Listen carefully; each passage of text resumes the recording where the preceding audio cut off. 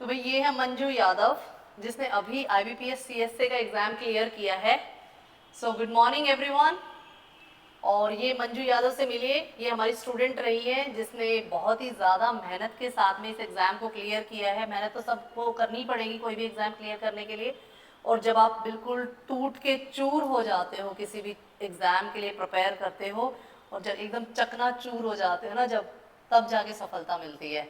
और जब आप न्यूट्रल हो जाते हो कि अब सफलता मिल जाएगी तो भी ठीक, नहीं मिलेगी तो भी कुछ ना कुछ कर ही लेंगे लाइफ में, ऐसा मोमेंट आता है। एम आई राइट?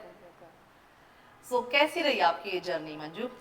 जर्नी बहुत हार्ड थी, लेकिन स्टार्टिंग से बताना चाहूँ तो मैंने अपनी प्रिपरेशन विवा करियर एकेडमी से स्टार्ट की थी। और मैं सभी को सजेस्ट करना चाहूँगी कि स्टार्टिंग में ऑफलाइन एकेडमी एक बार ज्वाइन करनी चाहिए।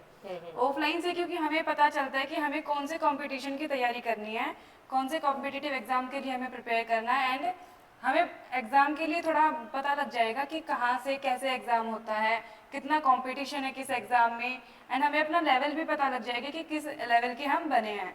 तो ऑफलाइन से थोड़ा आइडिया ले लेंगे और फिर उसके बाद सभी बेसिक्स जो है वो ऑफलाइन से क्लियर किए मैंने, एंड फिर ऑनलाइन भी जाके हम उस ऑनलाइन भी प्रेफर कर सकते हैं।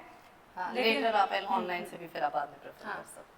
लेकिन हमें जो अपनी जर्नी है, हमें जो परफेक्ट हमें पाथ जो चूज करना है वो सबसे पहले ऑफलाइन से ही आई सजेस्ट कि अच्छा, जो नए बच्चे जो प्रिपेयर करना चाहते हैं कि भाई अभी रिसेंटली कैसे एकदम से IBPS के लिए जो सोच रहे हैं कि अभी जो अपकमिंग IBPS एग्जाम्स आएंगे, RRB PO का पेपर आएगा, तो कैसे वो अप्रोच कर सकते हैं एग्जाम्स की तैयारी के लिए? मतलब इनिशियली वो किस तरीके से स्टार्ट कर सकते हैं? लाइक सबसे पहले हमें अपना माइंडसेट नहीं करना चाहिए कि ये जो वाला ये इस ईयर में हम अपना एग्जाम क्लियर कर लेंगे, क्योंकि ऐसा कुछ भी नहीं होता। यूट्यूब पे बहुत वीडियोस है कि लाइक 6 मंथ्स में क्लियर कर मात्र लेंगे, 6 महीने में पाए सरकारी नौकरी, है ना? क्योंकि ये सब देखिए छलावा है। क्योंकि मैं साइंस बैकग्राउंड से बिलोंग करती हूँ, तो मेरे लिए ये सब लाइक बैंकिंग अवेयरनेस पढ़ना और ये सब करना मेरे लिए थोड़ा मुश्किल था। हाँ, स्टार्टिंग में तो मुझे टाइम कंज्यूमिंग लगा ये सब। स्टार्टिंग में तो आप ऐसा कुछ माइंडसेट मत कीजिए कि मेरा इतना टाइम ही निकल जाएगा, और बाहर कंपटीशन भी बहुत है तो हम नहीं जानते पहले कि कितना होगा, तो माइंडसेट तो बिल्कुल भी मत पहले कीजिए। क्या होता है कि सबसे पहले ना लोगों जो भी स्टूडेंट्स आ रहे हैं, जो भी नए स्टूडेंट्स अप्रोच कर रहे हैं एग्जाम को, उनको सबसे पहले ना 5 से 6 महीने तो चीजों को समझने में लगते हैं सबसे पहले आपका एम होना चाहिए कि आप अपने सभी कॉन्सेप्ट्स क्लियर कर लें। फिर क्लियर करने के बाद आपको मॉक्स देने स्टार्ट कर देने ज्यादा चाहिए। से ज्यादा मॉक सबसे पहले मॉक्स जो है वो सबसे ज्यादा हेल्पफुल रहेंगे आपके लिए। एंड फिर जितने ज्यादा PYQs आप लगाओगे और जितने ज्यादा मॉक टेस्ट जी, देंगे, बिल्कुल। उससे आप एनालाइज कर पाओगे कि आप कहाँ स्टैंड करते हो कंपटीशन मॉक टेस्ट में जैसे आपको अपनी रैंक भी पता लग जाएगी कि आप कंपटीशन में कहाँ स्टैंड कर रहे हैं, एंड आपको अपने मार्क्स भी पता लग जाएंगे, एग्जाम का लेवल भी पता लग जाएगा। तो मॉक टेस्ट सबसे इम्पोर्टेंट है। और ऐसे ही प्रीलिम्स के पीछे ना भागे, मेंस के लिए भी साथ साथ में प्रिपेयर करते चले।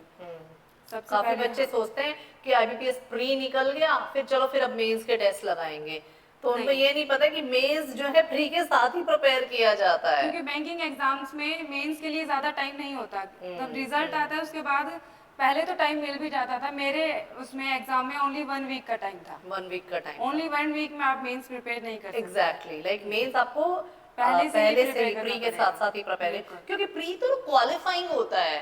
IBPS एग्जाम से प्री सिर्फ क्वालिफाइंग होता है, उसके बेसिस पे सिलेक्शन उसके नहीं मार्क्स, होता है। हाँ, उसके मार्क्स भी उसके नहीं मार्क्स ऐड भी किए नहीं जाते ऐड किए जाते हैं। तो मेनली मेंस के बेसिस पर ही आपका सिलेक्शन होना है, तो मेंस की ही तो प्रिपरेशन आपको साथ साथ में रखनी है ना। हाँ जी, वो तो मेंस क्वालिफाइंग, प्रायोरिटी होनी चाहिए मेंस आपकी प्रायोरिटी होनी चाहिए, तभी आप एज बना पाओगे। आप हर बच्चे की अपनी अलग अलग स्ट्रेटेजी होती है। जैसे मैं किसी को बता दूं आप इस तरीके से कर लो, मैं सिर्फ एक तरीका बता सकती हूँ। सबकी अपनी स्ट्रेंथ और वीकनेस होती है, अकॉर्डिंगली आपको अपनी स्ट्रेंथ पे और वीकनेस पे काम करना पड़ता है कि अगर मैं इस चीज में इस टॉपिक पे वीक हूँ तो मैं दूसरे टॉपिक पे कवर कर लूंगा उस चीज ये को। सभी हमें मॉक टेस्ट से ही पता लगेगा। मॉक टेस्ट से ही पता चलेगा। सो ज्यादा से ज्यादा मॉक टेस्ट देने पर ही आप एग्जाम क्वालिफाई करने की सोच सकते हो, राइट? और कैसा सफर रहा आपका हमारी एकेडमी के साथ में? एकेडमी के साथ मैं ये कहना चाहूंगी कि मैंने बैंकिंग बिल्कुल चूज नहीं किया था, लेकिन एकेडमी ने ही मुझे बताया कि आप बैंकिंग के लिए परफेक्ट हो। वहीं से मैंने अपनी जर्नी स्टार्ट की थी। और फिर उसके आप सबको पता है 20 दिन पहले ही ना मंजू मेरे पास में आई थी और she started crying and everybody was watching at her. हर बच्चा इनकी तरफ देख रहा था और कह रहा था कि मैम ये रो क्यों रही है। And she came to me and she said कि मैम मैं गिव अप कर रही हूँ क्योंकि अब मुझे सब आ गया है, अब मैं पढ़ नहीं सकती। और क्योंकि जैसा आपने मुझे बताया ना, मैंने सब कुछ वैसे ही किया। फिर भी मेरा कभी आधे नंबर से रह जाता है, कभी 0.5 से, कभी 1 नंबर से रह जाता है सिलेक्शन, तो मैं गिव अप करना चाहती हूँ। बिल्कुल। और 20 दिन बाद ही आपका रिजल्ट आया, और मैंने उस टाइम पे आपको क्या बोला था कि यू आर जस्ट, ये एक तरह से ऐसा हो गया कि आप संगम तट पे आओ और आप कह रहे हो कि मैं डुबकी नहीं लगाऊंगा संगम में, है ना। हाँ जी। तो कहने का मतलब है कि जब आप बिल्कुल नियर टू सिलेक्शन होते हैं तो ऐसा सबके साथ होगा, हर बच्चे को ये प्रॉब्लम फेस करनी पड़ेगी। सो बी प्रिपेयर्ड, तभी क्विट नहीं करना, और जो उस टाइम पे क्विट कर जाता है ना तो वो रह जाता है फिर। हाँ, मैंने बिल्कुल माइंड अपना सेट कर लिया था कि मैं अब क्विट कर दूंगी, अब मुझसे अब नहीं मुझसे होगा। नहीं होगा कि नहीं अब मेरे को अब सब आ गया है। देन आई सेड कि आप अब थोड़ा थोड़ा पढ़ाना स्टार्ट करो ऑफलाइन में भी, क्योंकि जब आपको आ ही गया है, जब आप फुल मार्क्स ले रहे हो रीजनिंग में, इनमें सब बहुत अच्छा कर रहे हो जब आप, तो मैंने इनको बोला कि आप ऑफलाइन भी थोड़ा थोड़ा पढ़ाना स्टार्ट करो ताकि आपकी स्किल्स इंप्रूव हो उससे। वहां से फिर मेरे लिए इंटरेस्ट भी वो बना डेवलप हो रहा। गया, थोड़ा सा इंटरेस्ट डेवलप रहा है ना हाँ जी। आपका। तो 20 दिन पहले ही ऐसा हुआ और 20 दिन बाद ही आपका एकदम से हाँ, रिजल्ट रिजल्ट आया, और रिजल्ट आते ही आपका क्लियर। हाँ जी, अब खुश हो? बिल्कुल। कितनी? बहुत ज्यादा। बहुत ज्यादा। लाइक जो था, जो अब भी अब मैं, हाँ, अब सब वो कुछ वापस हासिल वो कर जितना लिया। कॉन्फिडेंस चकनाचूर हुआ था, गिरा था, वो सारा जी। समेट लो अब, बिल्कुल। है ना।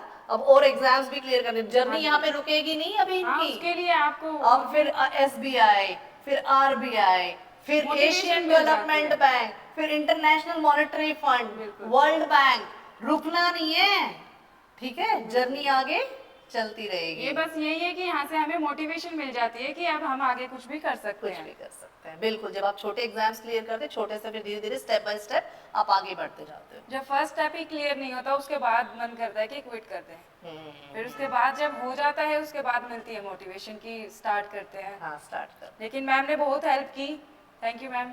Thank you so much. आप जैसे स्टूडेंट्स हमारे पास में आते रहें और हम लोग इस तरीके से बच्चों को मोटिवेट करें, और ज़्यादा से ज़्यादा आप बच्चे आगे बढ़ते रहें, यही हमारा सपना है। Thank you so much. Thank you.